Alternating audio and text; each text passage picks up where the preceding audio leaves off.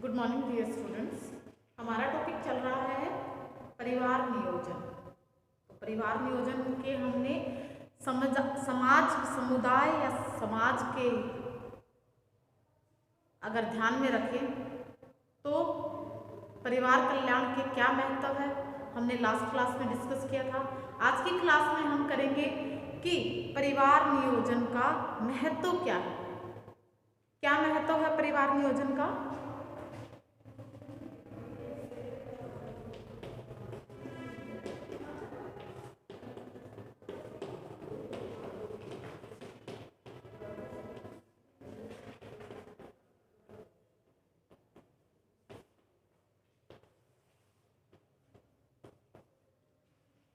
परिवार नियोजन का महत्व।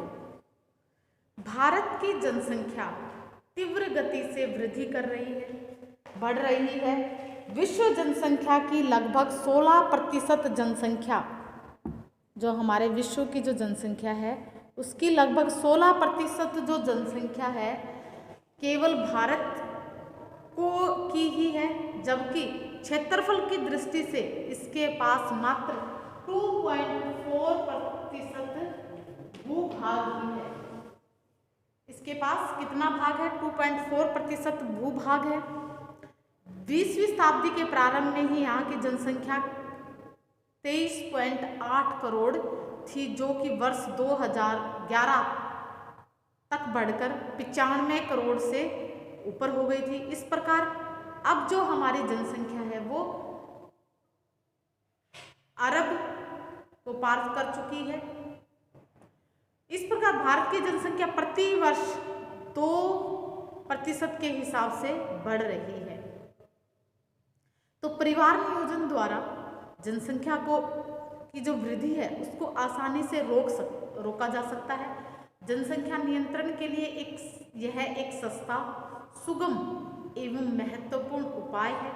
परिवार नियोजन के जो लाभ हैं वो सबसे पहला लाभ क्या है? स्वास्थ्य की दृष्टि से अगर देखा जाए तो सबसे पहला जो लाभ है वो स्वास्थ्य की दृष्टि से।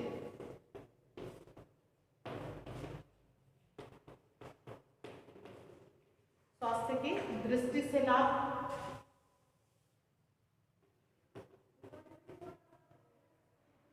स्वास्थ्य की दृष्टि से लाभ कैसे है?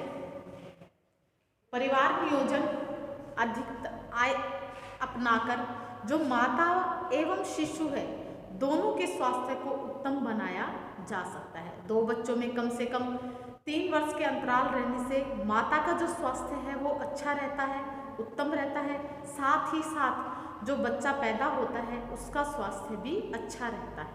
माता का स्वास्थ्य उत्तम रहने से वह सभी प्रकार के गृह कार्य हो गए, परिवार के सदस्यों की देखभाल है, खेती है, गृहस्थी का कार्य है, नौकरी आदि कुशलतापूर्वक कर सकती है। अगर वह इसके कंपैरिजन में बार बार गर्भ धारण करती है एवं कम उम्र में गर्भ धारण करने से माँ थकी एवं अधिक उम्र की लगने लग जाती है, जिससे उसकी आयु भी प्रभावित होती है। वह छोटी सी उम्र में ही वृद्ध दिखाई देने लग जाती है, उसकी शारीरिक क्षमता में काफ़ी कमी आ जाती है, जिससे माँ है वो भयंकर बीमारियों से ग्रसित हो जाती है, शिकार हो जाती है। इसलिए परिवार नियोजन के द्वारा माँ एवं शिशु दोनों,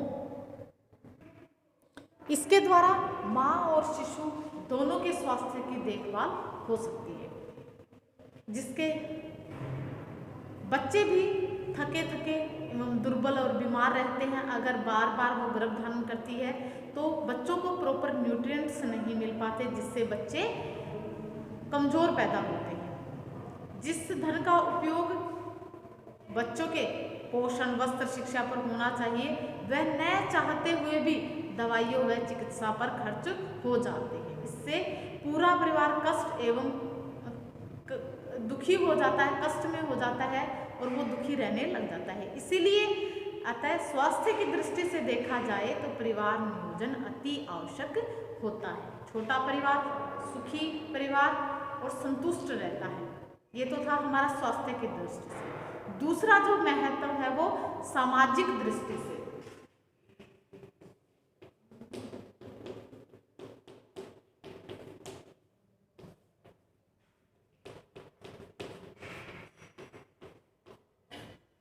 सामाजिक दृष्टि से कैसे महत्वपूर्ण है? सामाजिक दृष्टि से परिवार नियोजन अत्यंत ही महत्वपूर्ण एवं आवश्यक है। जब परिवार नियोजित होता है तो परिवार सुखी, संतुष्ट एवं संपन्न प्रसन्न रहता है। इससे परिवार की समृद्धि होती है, धन की वृद्धि होती है।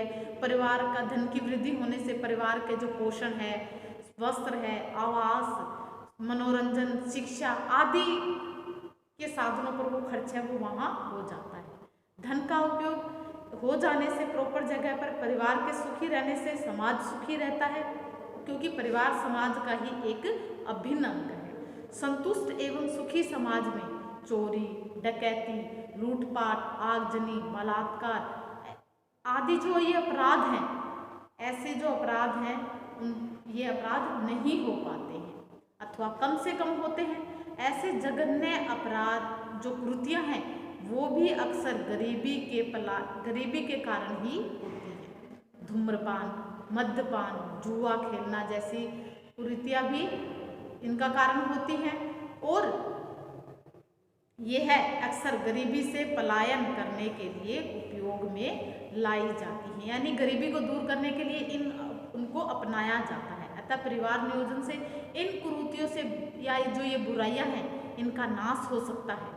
इसलिए सामाजिक दृष्टिकोण से भी परिवार नियोजन का अपना एक आवश्यक एवं महत्वपूर्ण भूमिका होती है। फिर हम बात करते हैं आर्थिक दृष्टिकोण की। आर्थिक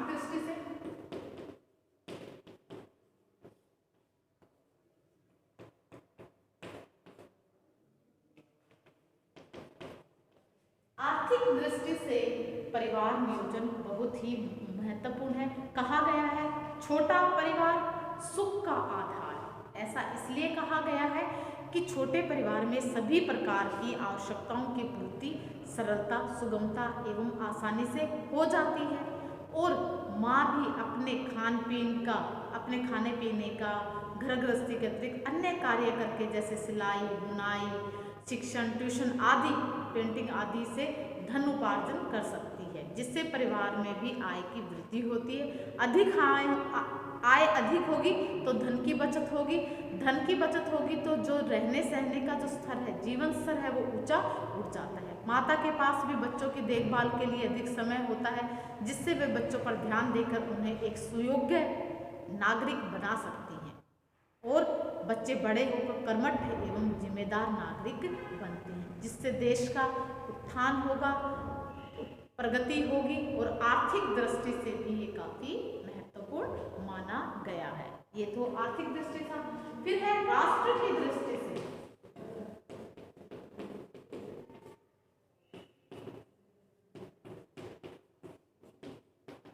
राष्ट्र की दृष्टि से भी परिवार नियोजन का महत्व है। परिवार नियोजन राष्ट्र के लिए अत्यंत महत्वपूर्ण है। जैसे कि आपको पहले बता चुके हैं कि विश्व में जनसंख्या वृद्धि में भारत का दूसरा स्थान है। भारत की कुल जनसंख्या 3 देशों की जनसंख्या है, यूएसए, यूएसएसआर तथा जापान। इन तीनों की जनसंख्या को मिलाकर हमारे भारत की जनसंख्या बनती है। या कहा जाए जो 1 वर्ष की हमारी जो जनसंख्या है वो ऑस्ट्रेलिया की जनसंख्या के बराबर होती है, यानी हर वर्ष हम 1 ऑस्ट्रेलिया को जन्म दे देते हैं। इतना हमारी जनसंख्या वृद्धि हो रही है। तो ये देखो ऑस्ट्रेलिया की जनसंख्या, हमारे यहाँ पर इंडिया में हर साल 1 ऑस्ट्रेलिया का जन्म हो जाता है। तो ये था राष्ट्र की दृष्टि से। अतः जनसंख्या पर नियंत्रण पाने के लिए परिवार नियोजन राष्ट्र के हित के लिए भी अत्यंत आवश्यक है। प्रत्येक परिवार में अगर बच्चों की संख्या 2 है तो जन्म दर 10 प्रति 1000 घट जाती है। इसी तरह अगर प्रत्येक परिवार में बच्चों की संख्या 3 है, 3 बच्चे हैं तो जन्म दर 25 प्रति 1000 तक घट जाएगी। अतः प्रत्येक परिवार में बच्चों की संख्या 2 या 3 से अधिक नहीं होनी चाहिए। तो ये थी हमारी परिवार नियोजन का महत्व। तो परिवार नियोजन के बाद में ये हमारे महत्व की बात आई। अब हम इसमें आगे हमारा जो बात करेंगे ये हो गया हमारा परिवार नियोजन का महत्व। अब हम करेंगे परिवार नियोजन की विधियां कि परिवार नियोजन को किन किन विधियों के द्वारा कर सकते हैं।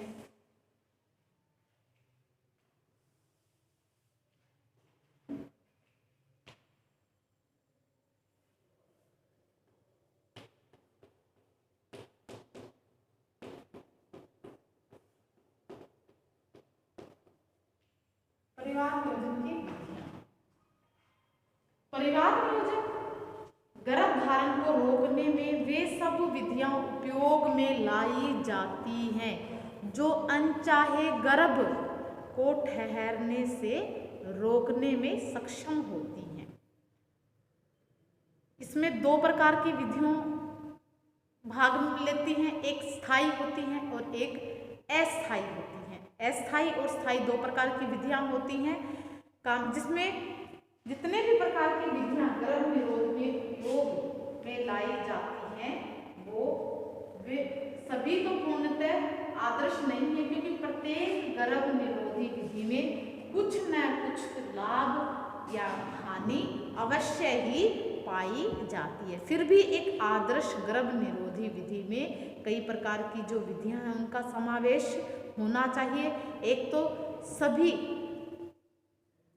समुदाय के स्त्री पुरुष को ये स्वीकार्य हो, कम से कम खर्चीला हो, इस प्रकार का होना चाहिए कि गर्भ निरोधक जो उपाय हैं या विधियां कहाँ पर कामयाब होंगी, जब वहाँ एक तो खर्चीली कम होगी, खर्चा अधिक होगा तो हर कोई उसको अपना नहीं पाएगा। दूसरा कारण क्या है, अगर महिला या जो समुदाय है वहाँ पर गर्भ निरोधक जो भी उपाय हैं उनको अपनाना भी आवश्यक होता है। जब तक अपनाएंगे नहीं तब तक वो कारगर साबित नहीं होंगे। गर्भधारण को रोकने में सक्षम एवं प्रभावी होनी चाहिए। जो गर्भ निरोधक उपाय हैं वो प्रयोग करना आसान होना चाहिए, सरल होना चाहिए, तब जाकर लोग उसको अपनाएंगे।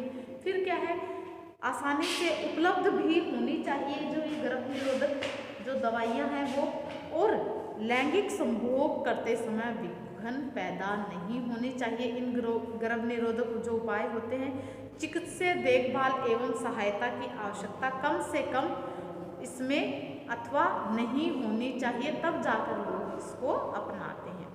बच्चे के चाह होने पर गर्भ निरोधी विधि को सरलता से छोड़ा जा सके, इस प्रकार की विधियों का होना अति आवश्यक है। तो इस प्रकार की ये जो बातें हैं इसके अंदर होनी चाहिए। जो हम विधियों के अंतर्गत बात करेंगे तो हम गर्भ निरोधी विधियां दो प्रकार की होती हैं। कौन सी बताइए? एक तो आपको दो वर्गों में बांटा गया है इसे।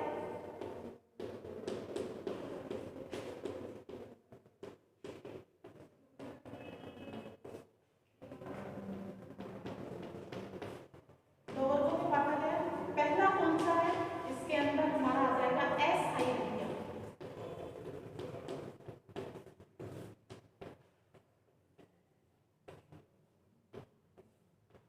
तो दूसरी हमारी आ जाएंगी स्थायी विधियां।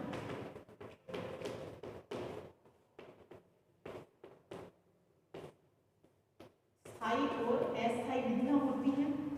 अस्थायी विधियों के अंतर्गत आ जाएंगी हमारी कई विधियां आएंगी। इसके अंदर पहले इसे चार भागों में बांटा गया। तो सबसे पहले जो इसके अंदर बांटा गया है, यानी इसको हम लिख देते हैं ए, और ये हो जाएगी हमारी बी। अब हमारा ये हो जाएगा एक। सबसे पहले जो अस्थायी विधियां हैं इसके अंतर्गत हमारी आएंगी प्राकृतिक विधियां या व्यवहारात्मक विधियां। प्राकृतिक या व्यवहारात्मक विधियां।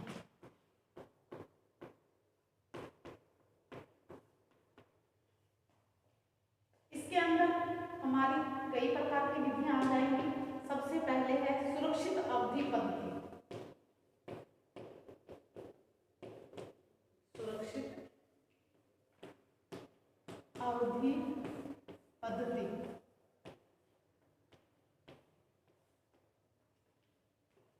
दूसरी हमारे इसके अंतर्गत आ जाएगी संभोग अंतर्बाधा।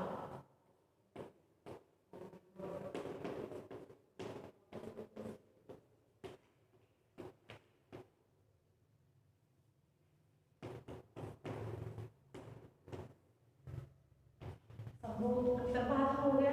अगली हमारी इसके अंदर आ जाएगी तीसरी है बेसल बॉडी टॉप तापक्रम विधि, basal body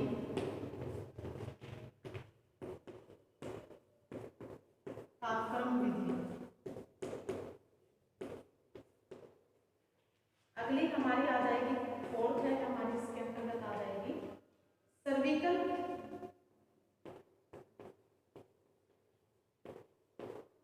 discharge detection technique.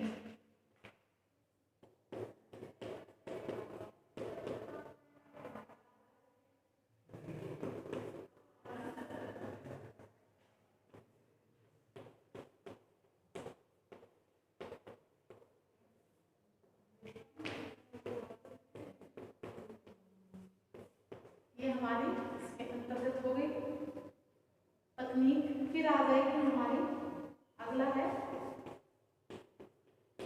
योनि को धोना।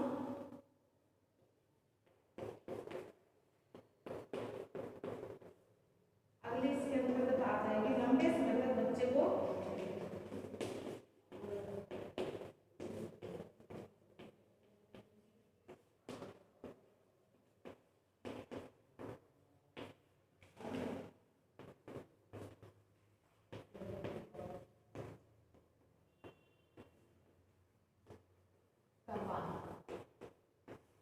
तो सबसे पहले हमारे इनको दो भागों में बांटा गया है, अस्थायी विधियां और स्थायी विधियां। अस्थायी विधि को 4 भागों में बांटा गया है। सबसे पहली है प्राकृतिक या व्यवहारात्मक विधि। तो इसके अंतर्गत कौन सी आ गई? ये 6 विधियां हैं। सुरक्षित अवधि पद्धति, संभोग अंतर्बाधा, बेसल बॉडी तापक्रम विधि है, सर्विकल डिस्चार्ज डिटेक्शन टेक्निक है, योनि को धोना, लंबे समय तक बच्चे को दुग्धपान करवाना, ये हमारी इन विधियों के अंतर्गत आती हैं। तो आगे इसके बाद में हमारी कौन सी आ जाएगी? ये तो हो गई सबसे पहले, एक बार आपको इनको बता देती हूँ, फिर इनका डिटेल से हम करेंगे। फिर दूसरी है यांत्रिक गर्भ निरोधक। यांत्रिक गर्भ निरोधक है, पहली हो गई। दूसरी आ जाएगी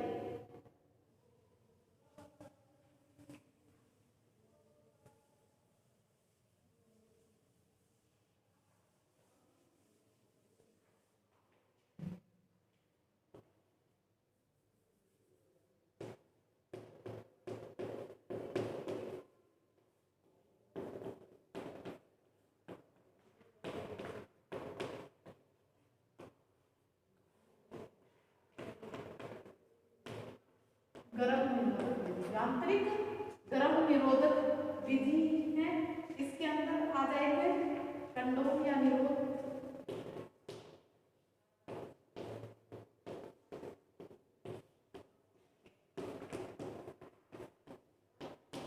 सबसे पहले ये आ जाएगी हमारी। दूसरी इसके बाद आ जाएगी हमारी डायफ्राम। तीसरी हमारी आ जाएगी इसके अंतर्गत अंतर्गर्भाशय,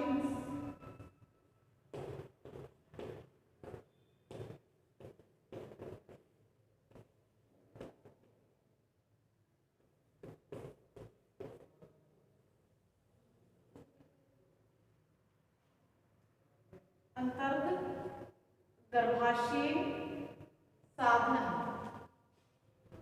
ये हमारी तीसरी आ जाएगी। तो यांत्रिक गर्भ निरोधक विधि है, इसके अंतर्गत पहली जो हमारी थी वो थी हमारी प्राकृतिक विधियों के अंतर्गत 6 प्रकार की बताई थी। यांत्रिक के अंतर्गत हमारे 3 प्रकार की है, कंडोम या निरोध, डायफ्राम या गर्भाशय साधन। अगली हमारी तीसरी है इसके बाद, वो है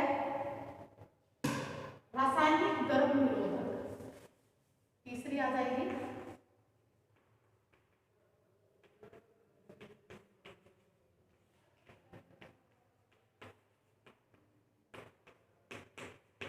रासायनिक गर्भ निरोधक है, इसे भी आगे डिवाइड किया गया है, इसे 3 भागों में डिवाइड किया गया है। झागदार गोलियां,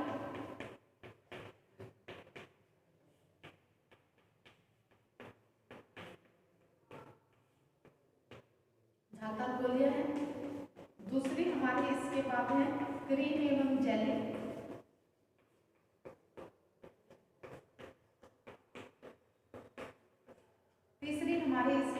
आ जाएंगी घुलनशील गोलियां।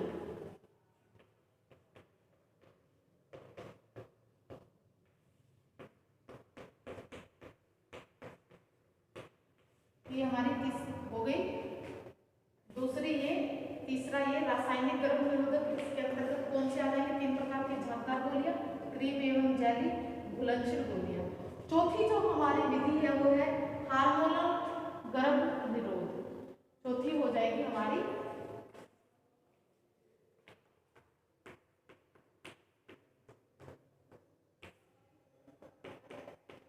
गर्भ निरोध, हार्मोनल गर्भ निरोध है, निरोधक सॉरी। तो इसके अंतर्गत हमारे आ जाएगी मुंह से सेवन करने वाली गोलियां।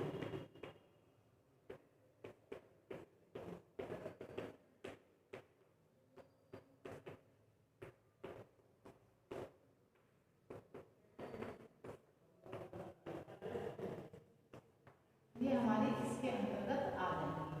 तो ये हमारी जो अस्थायी विधियां हैं, अस्थायी विधियों में हमने 4 प्रकार की विधियों की बात की। पहली थी हमारी कौन सी विधि थी? प्राकृतिक विधि, फिर दूसरी यांत्रिक, तीसरी रासायनिक, चौथी हमारी हार्मोनल हो गई। तो ये 4 प्रकार की है, क्या है? हमने गर्भ निरोध की बात की है, विधियों की बात की। ये तो हमारी ये होगी। अब हमारी इसके अंदर स्थायी विधियों के अंतर्गत आएंगी कौन सी विधि आ जाएगी? 2 विधियां होती हैं स्थायी के अंतर्गत।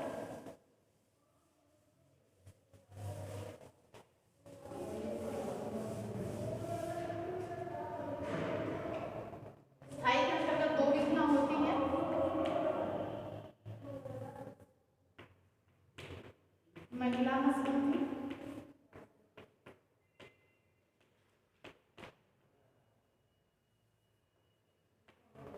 और दूसरी होती है पुरुष नसबंदी।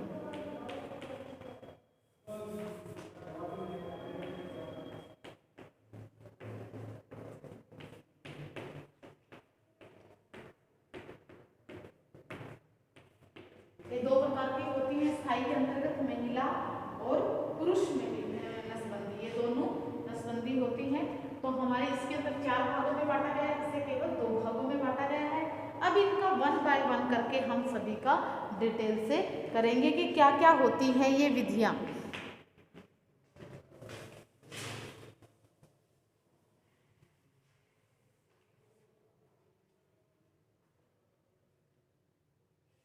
अस्थायी विधि है। अस्थायी विधि के अंतर्गत सबसे पहले जो अस्थायी विधियां हैं वो क्या होती हैं? अस्थायी विधियों के अंतर्गत विधियां वो विधियां कहलाती हैं। विधियां क्या है? इनको अंतराल विधियां भी कहा जाता है। जो अस्थायी विधियां हैं इनको अंतराल विधियां भी कहा जाता है। अंतराल विधियां कहा जाता है क्योंकि इस विधि को उपयोग में लाकर 2 बच्चों में मनचाहा अंतर कर सकते हैं, रखा जा सकता है। साथ ही साथ जो दंपति है जब तक न चाहे तब तक बच्चे को जन्म देने से उसको रोक सकते हैं। बच्चे की चाह होने पर इस विधि को सरलता से छोड़ा जा सकता है। कुछ अस्थायी विधियां हैं जिनका अब हम वर्णन करेंगे। पहले आपको बताया था कि कौन कौन सी विधियां हैं, उनका वर्णन करेंगे। सबसे पहले आपको बताई थी प्राकृतिक या व्यवहारात्मक विधि।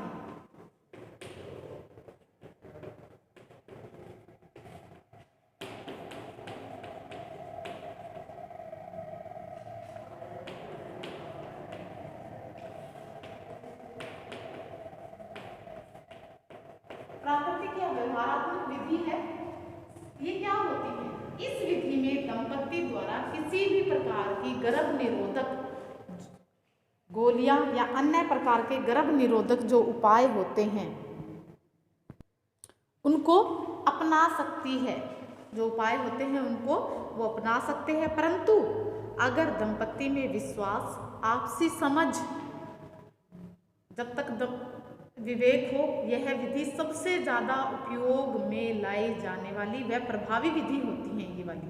तथा जब तक दंपति न चाहे तब तक गर्भधारण से उसको रोक सकते हैं। इस विधि के प्रयोग से स्वास्थ्य में किसी प्रकार का कोई प्रतिकूल प्रभाव या दुष्प्रभाव नहीं देखा जाता है। प्राकृतिक विधियों के अंतर्गत सबसे जो पहली जो विधि आएगी सुरक्षित अवधि पद्धति।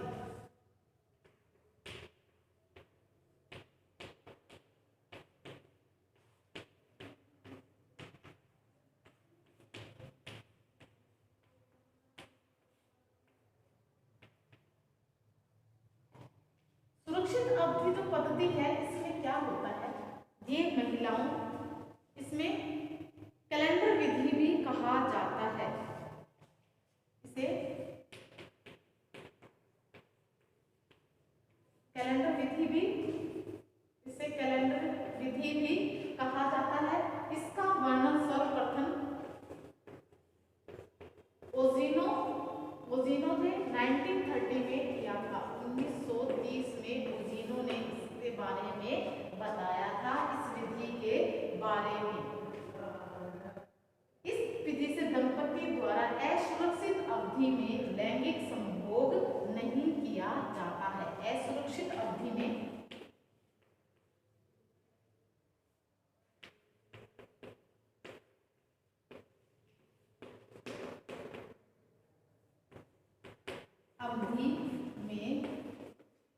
लैंगिक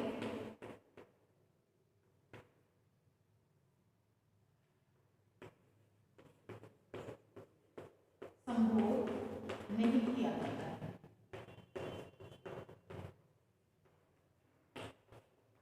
ये किससे रिलेटेड होता है, नहीं किया जाता है।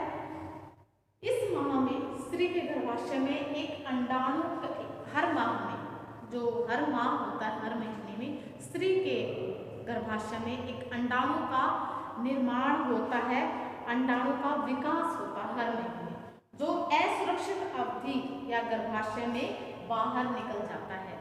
जो हमने अभी बताया कि असुरक्षित अवधि बताई है, उसके समय पर वो बाहर आ जाता है, गर्भाशय से बाहर आ जाता है, और वह यही क्या कहलाता है, जिसे अंडरक्षण या ओवुलेशन कहते हैं, जिसे हम क्या कहते हैं, अंडरक्षण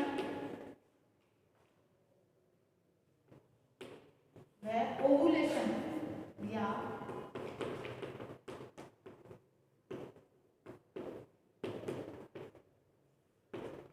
अंडरक्षण या इसे ओवुलेशन कहते हैं। अगर इस अंडाणु का मिलन पुरुष के शुक्राणु से हो जाता है, इस अंडाणु का मिलन है वो शुक्राणु से हो जाता है, पुरुष का जो शुक्राणु होता है उससे हो जाता है, तो वो जो क्रिया होती है वो क्या कहलाती है, ओवुलेशन या अंडरक्षण कहलाती है। इस अंडाणु का मिलन ही पुरुष के, तो शुक्राणु अंडाणु को क्या कर देता है, फर्टिलाइज कर देता है। जो ये शुक्राणु है ये अंडाणु को फर्टिलाइज कर देगा, यानी निषेचित कर देगा, और क्या रह जाएगा, गर्भ का ठहरना या गर्भ धारण कहलाता है। जब पुरुष का शुक्राणु अंडाणु को फर्टिलाइज कर देता है, निषेचित कर देता है, तो इस प्रोसेस को ही क्या कहता है, गर्भ निर्धारण कहता है या गर्भ ठहरना कहलाता है। ये वाली जो प्रोसेस होती है। अंडरक्षण मासिक स्राव के 10वें दिन से 20वें दिन तक होता है। अंडरक्षण कब होता है, ये मासिक स्राव के, जो मासिक स्राव होता है महीने, उसके 10वें से 10वें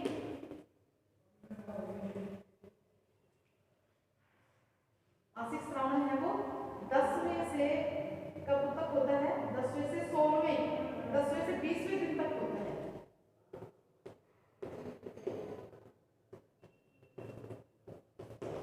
तो ये जो अंडरक्षण कब होता है, ये मासिक स्राव के 10वें से 20वें दिन ये होता है। इसीलिए इसको, इसी समय को क्या कहा जाता है, असुरक्षित समय कहा जाता है। तो इसी असुरक्षित समय में अगर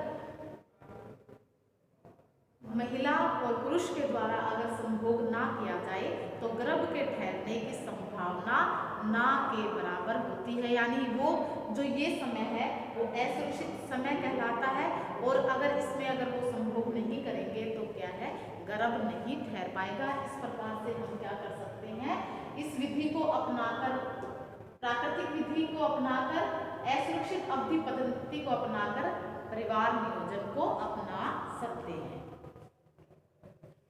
अगला जो हमारा, इस विधि के कुछ लाभ भी हैं, इनके सभी के कुछ लाभ हैं, कुछ हानियां भी है।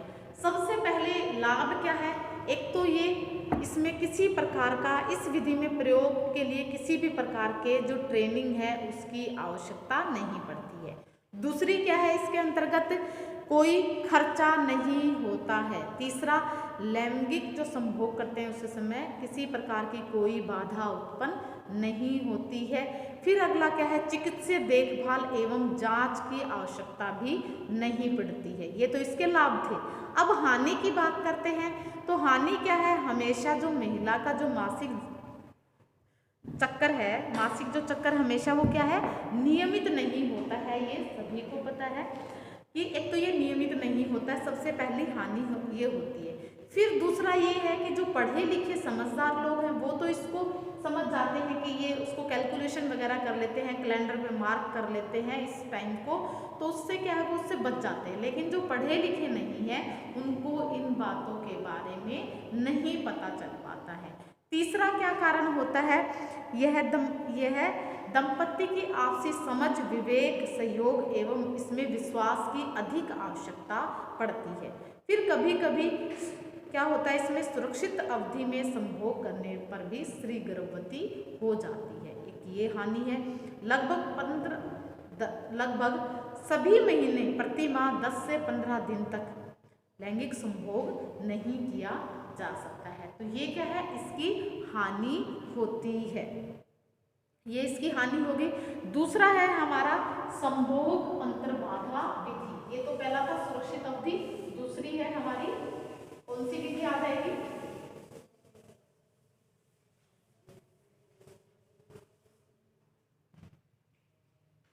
दूसरी है इसके अंतर्गत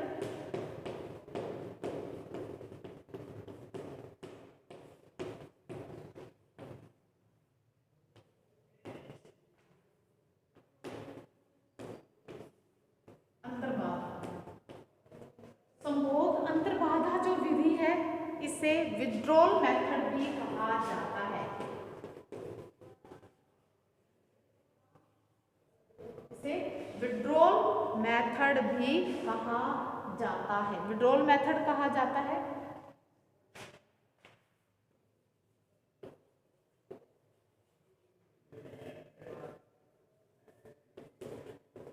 विड्रॉल मेथड कहा जाता है। इसमें क्या होता है कि इस विधि, ये काफी पुरानी और प्रचलित विधि है, काफी प्रचलित विधि है और इस विधि के उपयोग द्वारा पुरुष, ये विधि है वो पुरुष द्वारा अपनाई जाती। इस विधि में लैंगिक जो संभोग करते हैं उस समय जो वीर्य संकलन होता है, जो वीर्य संकलन होता है तो उस समय वो वीर्य संकलन से पूर्व ही पुरुष शीशन को योनि से बाहर निकाल लेता है, जिससे वो वीर्य संकलन है वो बाहर हो जाता है, उसके गर्भाशय में यानी स्त्री की योनि के अंदर नहीं होता, जिससे गर्भ ठहरने के चांसेस है वो नहीं के बराबर होते हैं। तो वर्तमान में पूरे विश्व में लगभग 50 मिलियन दंपति इसी विधि का उपयोग करते हैं। तो इसका लाभ क्या है, लाभ सबसे पहले यही है कि कोई खर्च नहीं आता है इस विधि से। दूसरा क्या है, यह विधि किसी भी समय प्रयोग की जा सकती है, सुरक्षित किसी भी समय मतलब सुरक्षित या असुरक्षित अवधि के समय ये विधि उपयोग में लाई जा सकती है। तीसरा, इसमें कोई विशेष प्रकार की ट्रेनिंग की आवश्यकता नहीं पड़ती है। अब तीसरा क्या होता है, अब ये तो हो गया हमारे लाभ की बात। हानि क्या क्या होती है इससे, हानि होती है कि पुरुष द्वारा अधिक उत्प्रेरण एवं नियंत्रण की आवश्यकता होती है। फिर है इसमें कई दंपतियों द्वारा संभोग में पूर्ण आनंद उठाने में बाधा की उत्पत्ति होती है। अगला और क्या हानि होती है, कुछ दंपतियों में मनोवैज्ञानिक समस्याएं भी उत्पन्न हो जाती हैं अगर ये विधियां अपनाते हैं तो। फिर अगर क्या है, अगर लैंगिक संभोग करते समय 1-2 बूंद भी वीर्य की स्त्री की योनि में पहुंच जाए तो गर्भ ठहरने की संभावना बढ़ जाती है। तो इस प्रकार से क्या है, ये विधि सुरक्षित नहीं मानी जाती। तो कई बार ऐसा हो जाता है कि ये बड़ा ध्यान रखा जाता है लेकिन फिर भी गर्भ रह जाता है, तो क्या है, इस प्रकार से ये सुरक्षित नहीं मानी जाती। तो ये क्या थी, हमारी दूसरी प्राकृतिक विधि थी संभोग अंतर्बाधा विधि, इसे विड्रॉल मेथड भी कहा जाता है। तो इसके कुछ लाभ और हानि आपको बताए।